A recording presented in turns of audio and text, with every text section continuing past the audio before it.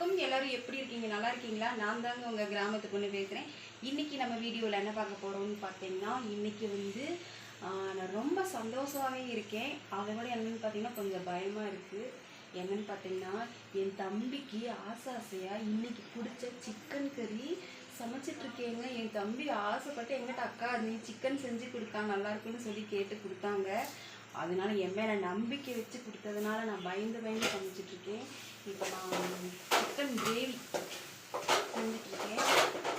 பொறாமல் லைட்டாக கருகிற மாதிரி கருகிற மாதிரி ஒரு ஸ்மெல் வருது. இங்கே தான் அடுப்பு, அந்த 2 அடுப்பு இல்லாமல் இது 3வது அடுப்பு தெரியுது. பற்ற வச்சு விட்டுட்டா பற்ற வச்சு விட்டீங்களே நீ என்ன. அதனால என் தம்பிக்கு, என் செல்லத்துக்கு, என் தம்பிக்கு நான் சமைச்சிட்ருக்கேங்க. சமைச்சு பார்த்துட்டு என் தம்பி என் மேலே வச்ச நம்பிக்கையை நான் காப்பாற்றிட்டுனா இல்லையான்னு சொல்லி சிக்கன் கிரேவி செஞ்சு கொடுத்து சாப்பிட்டு பார்த்துடலாம். இப்போ வந்து நான் அதுக்கு உண்டான மசாலா தான் நான் வதக்கிட்டு இருக்கேன். இருக்கிறேங்க. நம்ம வாட்டுக்கு யதார்த்தமாக செஞ்சாலும் நல்லா செஞ்சு போடுவோங்க.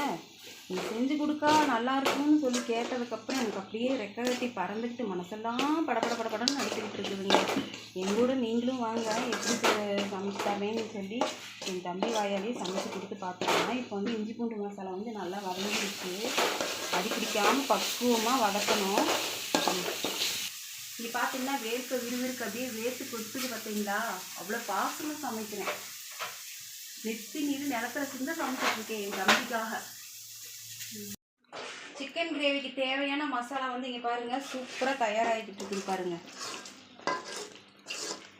நீங்களும் உங்கள் தம்பிக்கு இப்படிலாம் ஆசையாக சமைச்சு தருவீங்களா அப்படின்னு எனக்கு சொல்லுங்கள். என் தம்பிக்காக நான் உண்மையாலுமே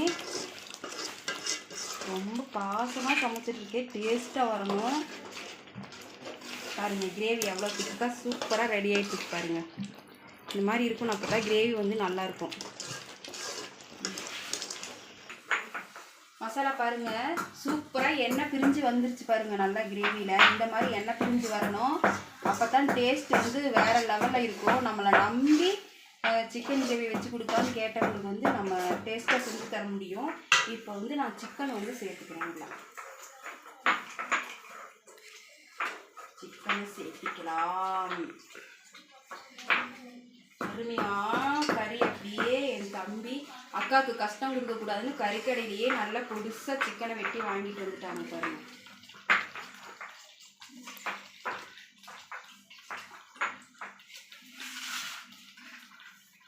வந்து நம்ம மிக்ஸ் பண்ணி விட்டுக்கலாம். எல்லாம்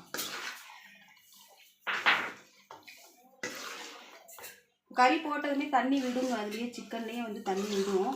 பார்த்துட்டு தண்ணி சேர்த்துக்கலாம். என்றைக்குமே கறி போட்டதுமே வந்து தண்ணி ஊற்றக்கூடாது. தண்ணி ஊற்றினா டேஸ்ட்டு மாறிக்கும்.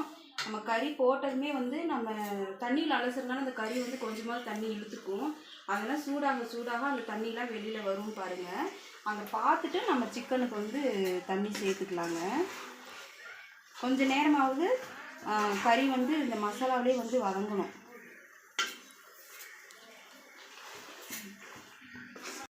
என் தம்பிக்கு ஆசையாக செஞ்ச சிக்கன் கிரேவி பாருங்கள் வேறு லெவலில் ரெடி ஆயிடுச்சுங்களா. வெந்துக்கிட்டே இருக்குதுங்க. பாருங்கள் சூப்பராக இருக்குங்க. டேஸ்ட்டாக ஒரு துளி கூட அடி பிடிக்கக்கூடாதுன்னு பக்கத்தில் அடுப்பை சிம்மில் வச்சுட்டே செஞ்சாச்சுங்க. சூப்பராக இருக்குது. இது பார்த்திங்கன்னா என் தம்பிக்காக நான் சொல்லாமையே வாங்கிட்டு வந்த சிக்கனில் இருந்து உப்பு கறி மாதிரி செஞ்சுருக்கேன் பாருங்கள். இதோட டேஸ்ட் வந்து வேறு லெவலில் இருக்குங்க. அருமையான ஒரு டேஸ்ட்டாக இருக்கும். கரசோத்துக்கெல்லாம் வச்சு சாப்பிட்டா அவ்வளோ ஒரு அருமையாக இருக்கும். நம்மளுக்கு வந்து சாப்பாட்டில் போட்டு பிசைஞ்சு சாப்பிட்ணுன்னா இந்த சிக்கனை இப்படியே எடுத்துக்கலாம். இல்லை தொட்டுக்க வேணும்னா இன்னும் கொஞ்சம் சுண்ட வைக்கணுங்க. சூப்பராக இருக்கும் இந்த சிக்கனு கிரேவி மாதிரி சாப்பிட்றதுக்கு. என் தம்பி கேட்டது ஒரே ஒரு கிரேவி தான் கேட்டாங்க. நான் வந்து என் தம்பிக்காக 2 வகை கிரேவி செஞ்சுருக்கேன் பாருங்கள். சிக்கன் கிரேவி வந்து சூப்பராக ரெடி ஆயிடுச்சுங்க. அதுக்கு வந்து நான் வந்து எப்பவுமே சிக்கன் செய்யும் போது தாளிப்பேன், செஞ்சு முடிச்சதுக்கப்புறமும் தாளிப்பேன். இப்போ வந்து தாளிக்கிறதுனா ஒன்றும் இல்லைங்க. இது ஒரு ஃப்ளேவருக்காக தான் நான் செய்கிறேன். என்னென்னு பார்த்தீங்கன்னா உங்களுக்கு விருப்பம் இருந்தால் இந்த மாதிரி செய்யலாம், இல்லைன்னா விட்டுருங்க. எண்ணெய் ஊற்றிக்கிட்டேன். இப்போ இந்த எண்ணெய் வந்து சூடாகட்டும். இது வந்து ஒரு டேஸ்ட்டுக்காக தான் இந்த தாளிப்பு கொடுக்குறது. என்னன்னு பார்த்தீங்கன்னா கருவேப்பிலை தலையும் வரமிளகாயும் போட்டு தாளிக்கிறது வேற லெவல் ஒரு டேஸ்ட்டாக இருக்குங்க. அதனால தான் நான் தாளிப்பு தாளிக்கிறது. பாருங்கள் குடுமா இந்த மாதிரி வரமிளகா வந்து கில்லாமல் காம்பை மட்டும் நீக்கிட்டு நம்ம போடணும். இப்போ வந்து பார்த்தீங்கன்னா எண்ணெய் வந்து காஞ்சிருச்சு. நான் சேர்த்துக்கிறேன் பாருங்கள். இந்த மாதிரி சேர்த்துக்கணும்.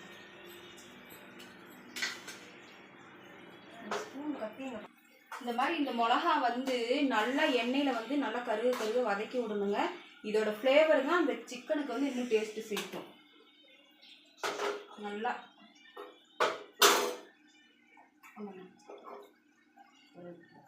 பார்த்தீங்கன்னா கருவேப்பிலை பச்சை கருவேப்பிலை போட்டுடலாம்.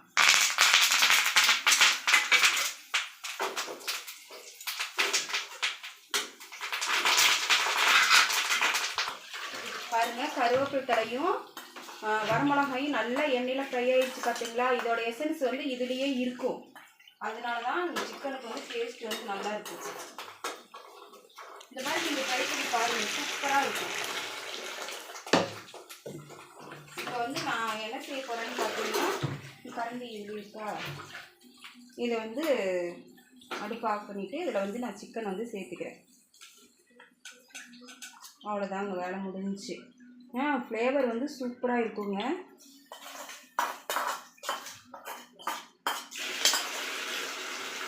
ஊற்றிட்டுருக்கு பார்த்தீங்களா. சிக்கன் வந்து சூப்பராக ரெடி ஆயிடுச்சு.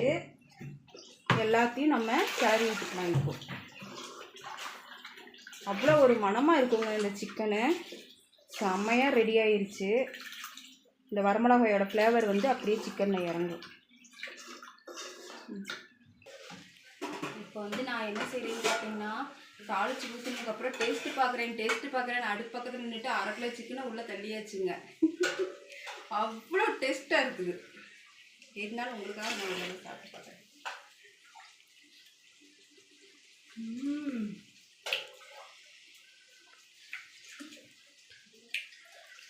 வேற லெவலுங்க, வேற லெவல் அருமை. நேற்று கூட இப்படி இல்லை. உனக்கு செய்ய தெரியுமா இப்படி ஒரு சிக்கனு? தெரியுமா? தெரியாது.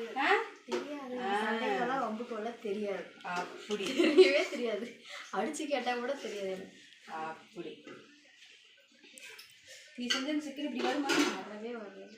அப்போ என் தம்பி என்கிட்ட கேட்டதில்லை, நான் தானே. நான் தான் ஒத்துக்கிறேன். சாப்பிட்டு பார்த்து சரி எப்படி இருக்கு. சூப்பராக சிக்கன் கிரேவி ரெடி ஆகிடுச்சுங்க. வாங்க எல்லாரும் சாப்பிட்லாம். அவ்வளோ ஒரு டேஸ்ட்டாக இருக்குங்க. என் தம்பி பார்த்தீங்கன்னா ஒரு வேலையை வெளியில் போயிட்டாங்க. அதனால வந்து நானே சாப்பிட்டு பார்த்து டேஸ்ட்டு சொல்கிறேங்க. உண்மையுமே வேறு லெவல் டேஸ்ட்டாக இருக்குது. சோத்துல ஒரு பிசைஞ்சு சாப்பிட்டா அவ்வளோ அருமையாக இருக்குது. ரசம் வச்சு சிக்கன் கிரேவி வச்சுருக்குதுங்க. ரசத்துக்கு வந்து அப்புறம் ஒரு ரூபா சாப்பிடணும். இப்போ வந்து கிரேவி போட்டு கலந்து சாப்பிட்டு இருக்கிறேன் நான்.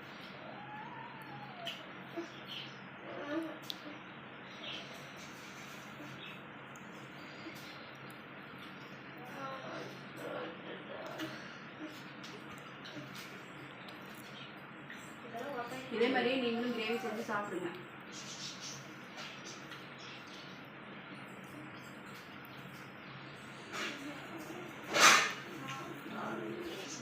Cooking friends, bye.